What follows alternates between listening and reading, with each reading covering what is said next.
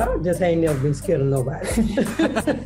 But you have to gain your respect when it comes to management. Sometimes they'll try to go around me, but when I pick up on it and I find out, I go in there and we have it out. Which side are you on? Which side are you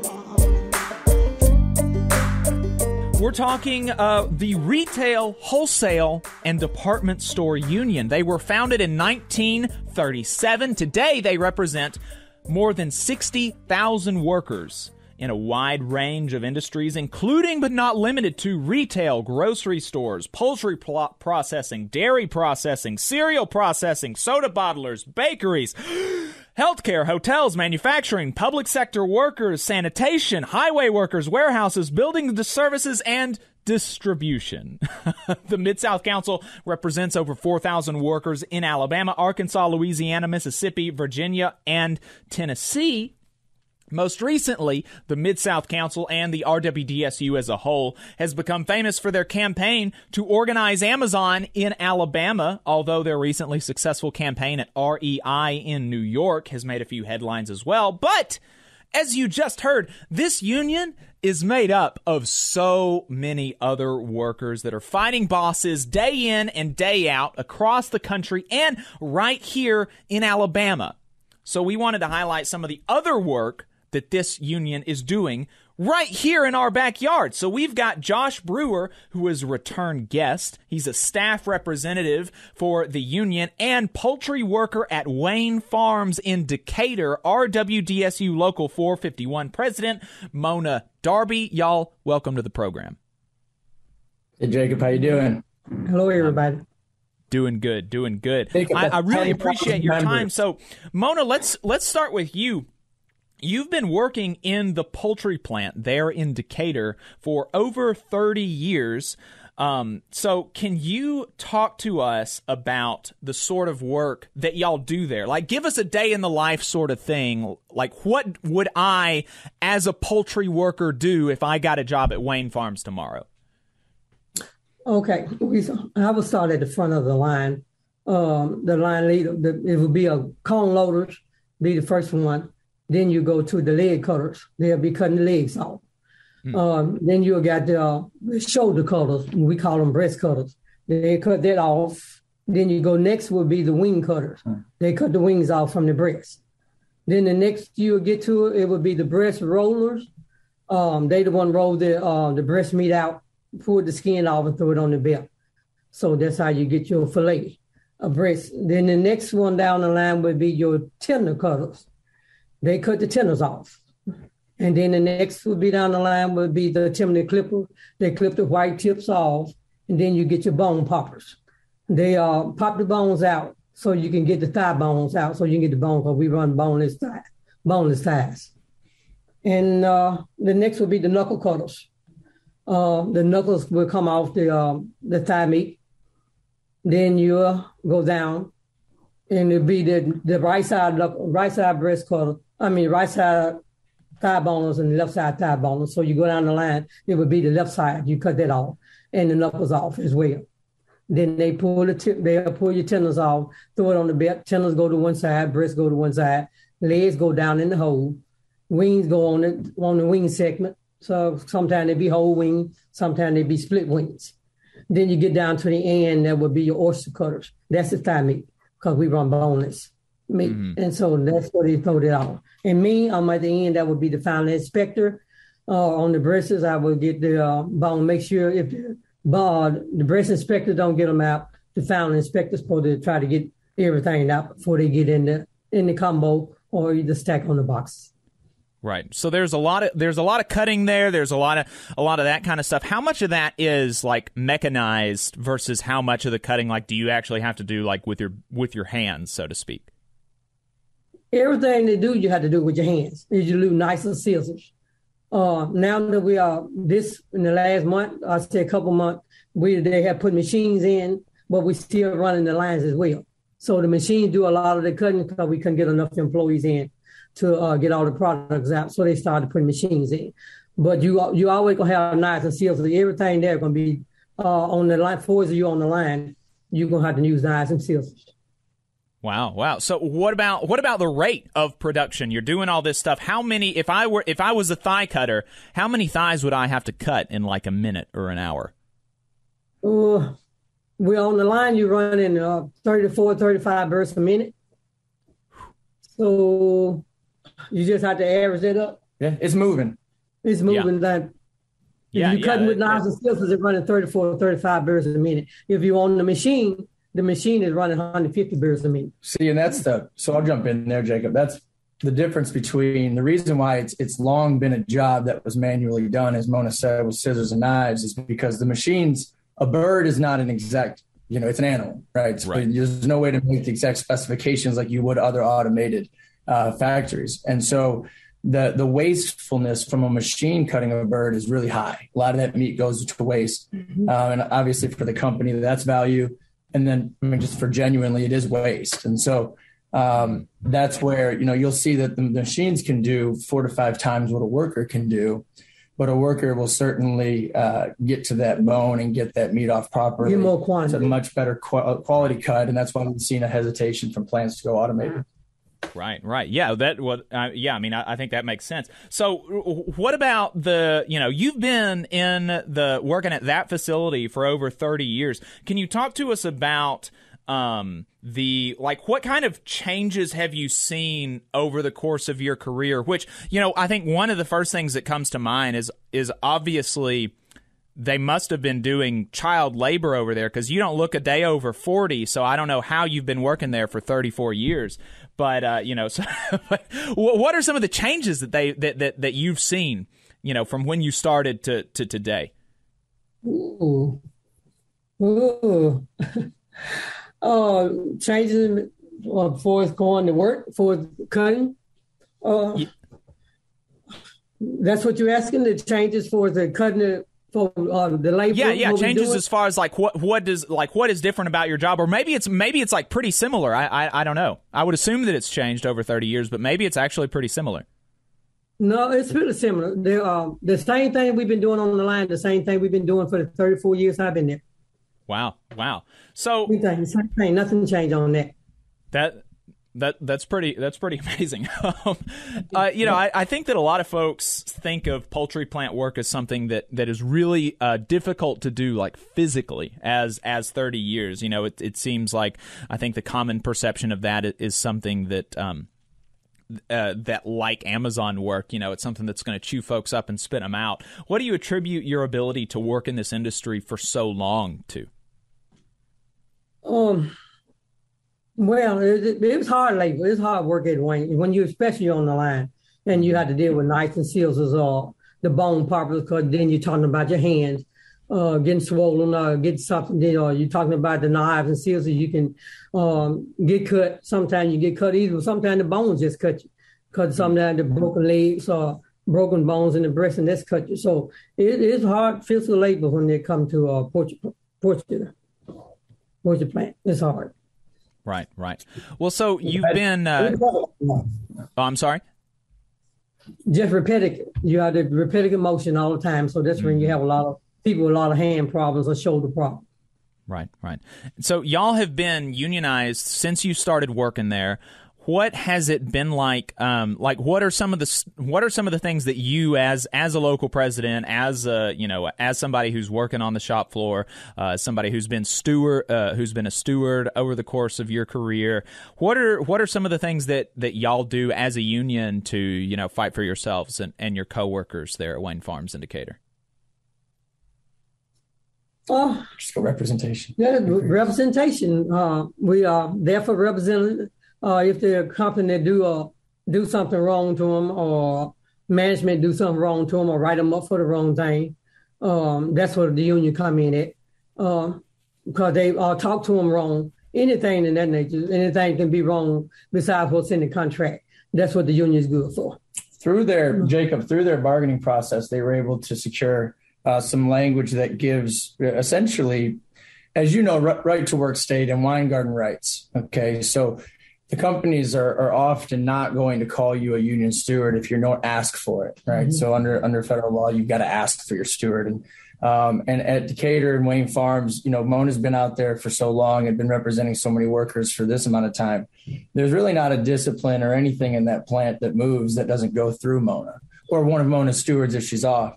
And so, for me, I think what's been amazing to watch and just kind of watch from afar is, I would probably say Mona represents 10 to 20 workers a day, maybe, if not more. Sometimes more. Every day. Wow. Right. And so those situations are everything ranging from, power bill issues or attendance issues to mental health issues to disciplines to, you name it. And Mona's in there basically half of her workday, probably, if not more, just representing employees just from point A to point Z. She also handles their orientation, right? So she's the first face they see coming in. And she's very straight with them, especially the young people coming in. And, for us, just like I said, just being able to participate with her and watch her for these years, it's pretty incredible, really. It's a 600-700 worker facility, and nothing happens without Mona being in it. Yeah, that's pretty amazing. Yeah, they automatically call union stewards in on our job. When anybody being disciplined or anything, they automatically call union stewards in. They don't have to ask for them. I'm automatically in there. Right.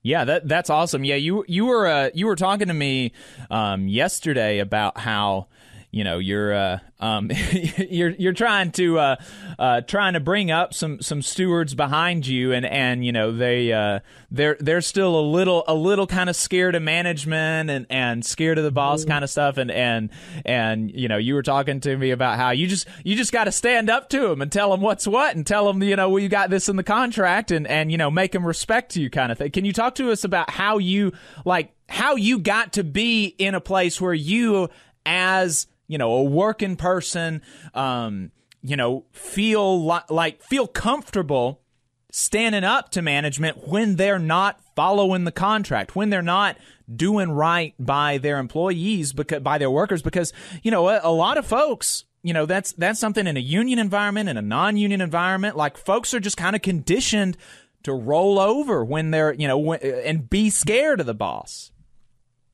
Yeah, me personally, I just ain't never been scared of nobody. I just ain't never been scared of nobody because I'm gonna just say whatever. But you have to gain your respect when it comes to management, and sometimes they'll try to go around me, and they'll do some things that they don't think I know. They'll try to sweep under the rug. But when I pick up on it, and I find out, I go in there and we have it out. We'll have it out now. There you go. But they'll try to pick up some things. Yeah, I do have some shop stewards. They don't like just going in there dealing with management at all. They just shop steward. But to me, on day shift, I have four shop stewards. I have one vice secretary, and the other two is shop steward. And they don't just go in the office at all. Only time the secretary go in, basically when I'm not there. If I'm on vacation, if I'm not there, that's when she go in. But 95% of the time, I'm in the office with everybody. You just can't beat Mona. Yeah. It sounds like it. I wouldn't want to mess with Mona. That's for sure. Y'all just ratified a new contract. Oh, I'm sorry, Josh. No, go ahead. I told you when we spoke who the boss was in this situation, for sure. Yeah, right. So y'all just ratified a new contract about a month ago. Can you talk to us about that? Yes, we ratified the they had us on incentive to pay. That was $2 an hour incentive. For attendance. The incentive means the attendance, you have to work all scheduled hours. And if you're 1 minute late, they take the incentive. They take the $2 back off the incentive. So my case, if I was making $15 an hour, with the incentive, they put me at $17 an hour. So, but that's only time work. If you have to leave, go to the doctor, go to court, go do anything, go to daycare, pick up the children, you lose that incentive. So you only get the incentive only if you're working all the 40 scheduled working hours. That's the only time you get that. was also a concern, Jacob, because it's something we raised during the pandemic, is that it's an attendance bonus. It's weekly. And so 40 hours, you work your schedule is 40 hours, no issues, you get the extra $2 an hour. But if you have a worker that is not feeling well or that may be sick, they need that $80 a week. And so they're more likely to come in and get that bonus and just sort of sweep their sickness under the rug with no other option. And so it really was, it's been a fight that this local has taken up for the last few years. But go ahead. Yeah, Okay. and the thing is that y'all were able to get rid of that in the new contract, right? Yes. We made it. It was a hard bargain that we had to come up. Then COVID played a big part in that because they can't keep the workers, didn't have enough workers. So with the COVID, then with the union, went in and bargained with them to try to put the incentive on the hourly wages. And we got that turned over. So the $2 incentive went to the hourly wages, then plus $1.50 more. So that put a $3.50 onto your regular hours, onto your $15 or $16 or whatever you was making on with that. So thanks with the union and with the COVID playing a part because they couldn't keep workers. Sure. And we had to keep working. We told them they had to come up with more money. What can we do? They ask me all the time, Mona, what can we do to help keep some people here? Help do this, give us some more money. Mm-hmm. Give us some more work. That's pretty simple. I mean, it's pretty simple. That's it. And so, Jacob, we're talking and to be clear, just for it was a intercontract increase, and so again, we've had sort of some disputes throughout COVID, and we've been really working to the company's credit to improve labor relations and to again, as Mona mentions, the pandemic really was a turning point, I think, for so many workers, and her local's no different. So we're really starting to try to improve those relations, and so what we saw was through this memorandum into the contract, nearly a 25% flat wage increase overnight. And so workers went from around $15.50 or so with an attendance incentive that was difficult at times to achieve to a flat $19 an hour. And so it's not the end goal, but I think for poultry workers in the South, the idea that we'd come to $19, $20 an hour this soon is a true testament to them really turning up their heat and their power in the last few years. Yeah, definitely. I mean, talking about going from $15.50 base rate to $19 an hour. That's that's on the order of like a 20% raise. That's pretty good. It's a good one. Yeah, that's not something I would complain about. That's for sure. So, Josh, as a staff rep, your job is every day to go in and support folks like at Wayne Farms in Decatur, fighting the boss. What are some of the most common things that you see in the industry and at Wayne Farms, as far as violations of the contract, bosses not treating workers right? And how are you, in concert with folks like Mona and shop stewards, how are you able to resolve those issues? Yeah, I think Mona alluded to it. I think a lot of the issues at hand has been getting workers to really take agency over their local and understand that they are the union, that there is no the union, that they are the only ones that can really move the company. That it doesn't matter what staff rep you have or how good I am with my words. If I don't have a feisty shop floor, I don't have much, right?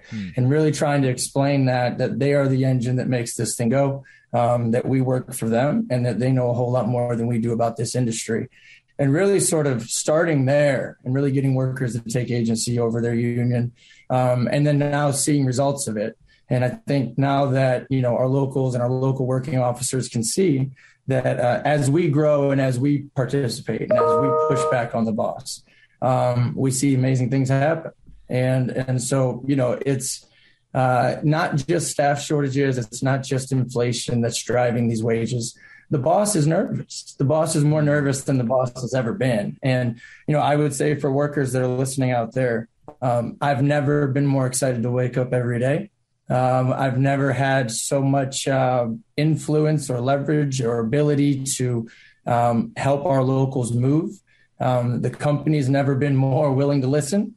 And so now's the time to move. We have a particular time and leverage It points that we need to be organizing and we need to be making demands. And something I will also note, and Mona can speak to this as well.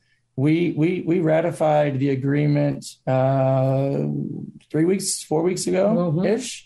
And we've signed up over 55 union members, and Wayne Farms has hired over 60 plus employees over the last few weeks, right? So they're flooding in the front door. And so for the companies that are wondering why you can't find workers, it's a wage issue you have, as Mona said. And as you increase wages, workers will come. And we're not satisfied at $19 an hour. It's still barely getting over the poverty line. We want to get to a place where workers have the ability to go on vacation when they like, and God forbid, be able to go to the beach once or twice every couple of years. And so you still can't do that on $35,000, $40,000 a year. So they're still forced to work a lot of extra hours, and we've got a lot of work to do. But, it's the particular time. And so I don't have to do much. That's the beauty of it. I'm not supposed to do much. I'm just the messenger. And so workers have really been making my job easy, and companies are taking notice. Yeah. Mona, what would you say to folks out there that are, that are kind of dissatisfied with their work and maybe thinking about forming a union, but they have got this idea from society that you got to be a good little worker, you can't stand up for yourself, unions are bad.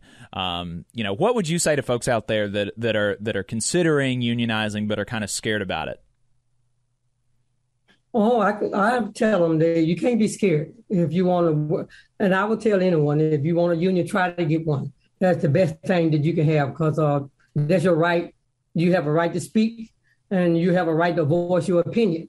If you unionize, and I think that's the best thing that anybody could do. But you just can't be afraid to go in there and talk and tell management where they wrong at.